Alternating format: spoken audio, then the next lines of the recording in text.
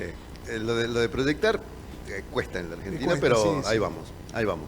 No, un poco volver a repasar, ya lo hicimos en alguna salida del programa, mirando las cuentas provinciales, más concentrado fundamentalmente en lo que era el tema de la coparticipación, digamos, porque muchas veces hemos dicho que Catamarca depende mucho de la participación federal de impuestos, explica casi el 80% de los ingresos que tiene la provincia, provienen de la coparticipación, pero digamos, como en estos días ha habido una discusión muy fuerte respecto de la situación de las provincias al punto tal que los gobernadores reunidos en el Consejo Federal de Inversiones, bueno, pusieron algo así como una base de discusión que ayer tuvo su correlato en lo que sucedió en el Senado de la Nación y que obviamente ha despertado una discusión muy fuerte.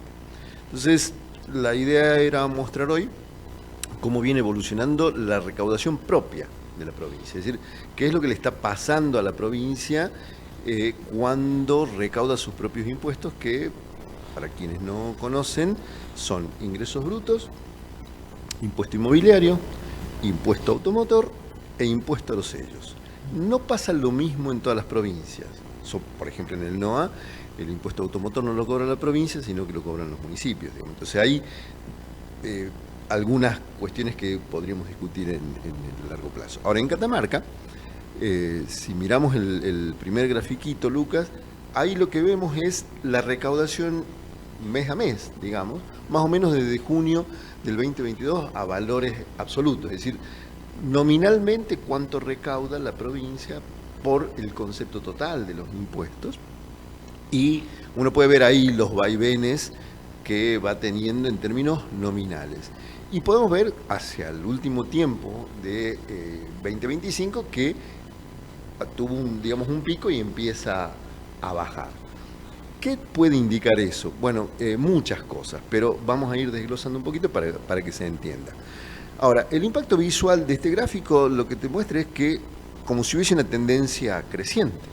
Entonces, ¿qué problema hay si viene creciendo la recaudación, por más que tenga algunos vaivenes? Entonces, lo que hacemos los economistas para mirar un poquito más allá adentro, calculamos las tasas de variación para ver qué pasó en cada uno de los meses, y ese es el segundo grafiquito.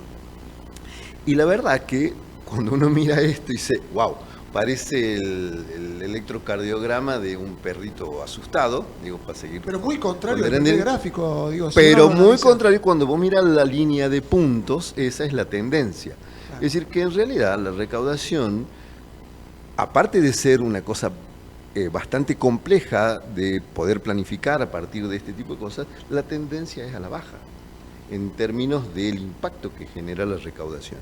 Por lo tanto, ahí empieza a haber una suerte de explicación de por qué, como esto está, digamos, fuertemente ligado al proceso de coparticipación federal de impuestos, ¿por qué hay tanta preocupación en el conjunto de los gobernadores a partir de mirar que los recursos están bajando en forma sustancial?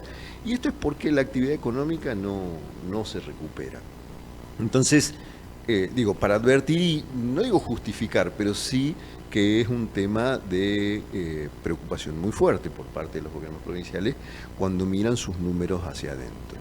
Ahora, esto, digamos, ¿cómo se compone? Porque lo importante acá es decir, bueno, yo me podría recuperar de esto, podría tener alguna estrategia que me permita mejorar mi proceso recaudatorio, y entonces lo que hacemos ahí es tratamos de mirar cómo se compone hacia adentro la recaudación. Entonces, el grafiquito de barras que sigue acá te va a mostrar cuál es la composición por impuesto.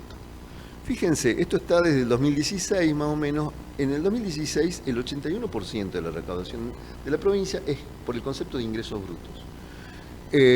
Y luego el concepto de inmobiliario representaba escasamente el 0,03%, el sellos 0,06% y automotores 0,08%.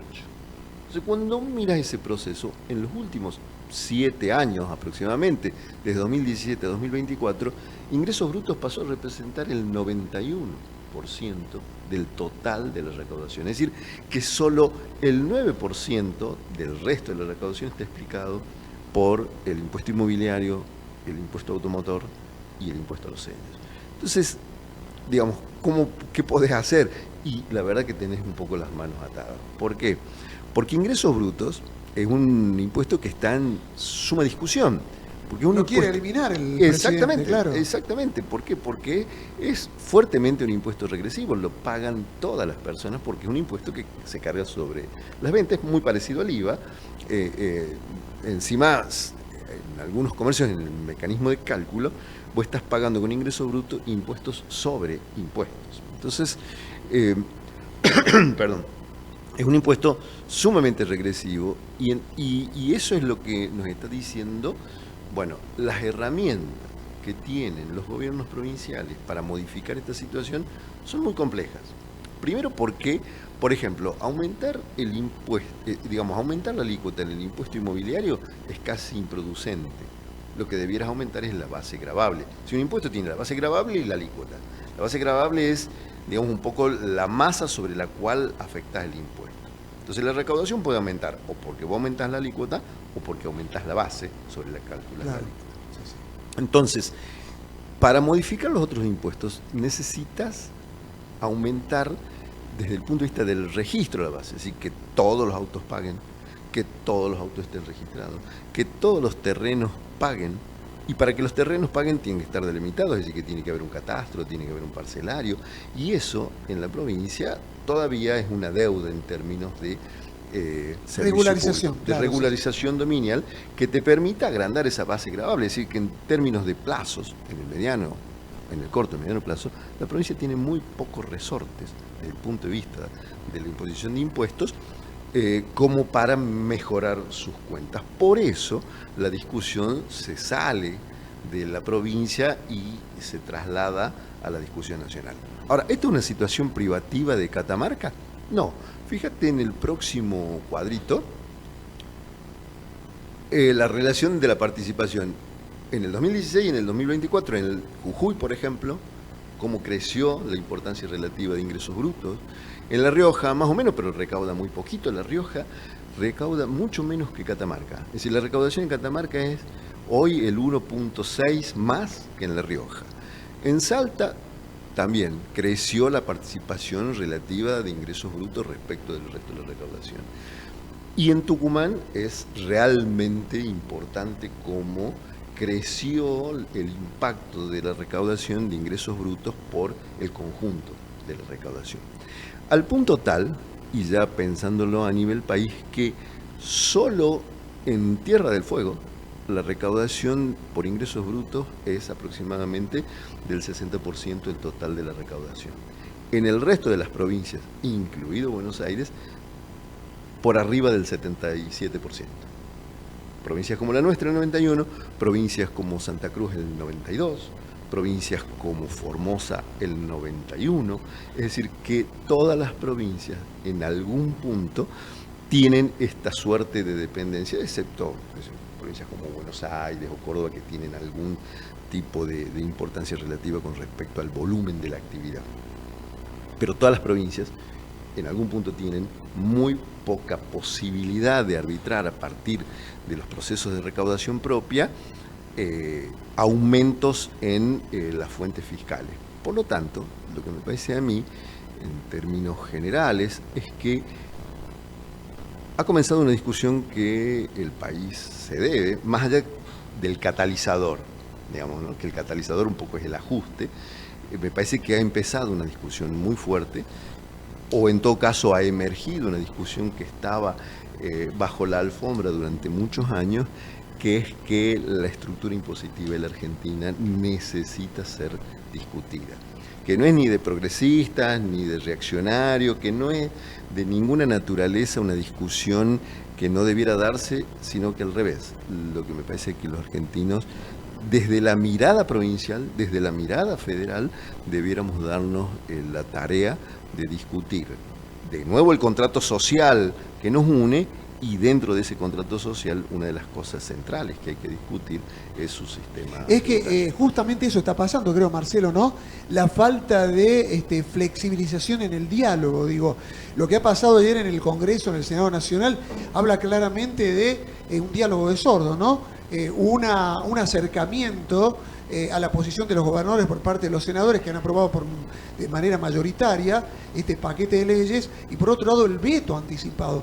Digo, en el tema fiscal más o menos pasa lo mismo. Un adelanto muy fuerte del Gobierno Nacional de eliminación de este tipo de impuestos contra lo que es el ingreso genuino que tiene cada provincia. Digo, una discusión en el medio tiene que haber, más allá de una motosierra, un ajuste así tan abrupto, ¿no?, como el que viene sucediendo desde el momento en el cual asume su política económica fiscal el Gobierno Nacional. Sí, se puede, independientemente del catalizador, digamos, ¿sí?, que en este caso puede ser una visión extrema de cómo funcionan las cuentas fiscales. Es decir, para el gobierno las cuentas fiscales cierran en la medida en que vos ajustás reduciendo el gasto.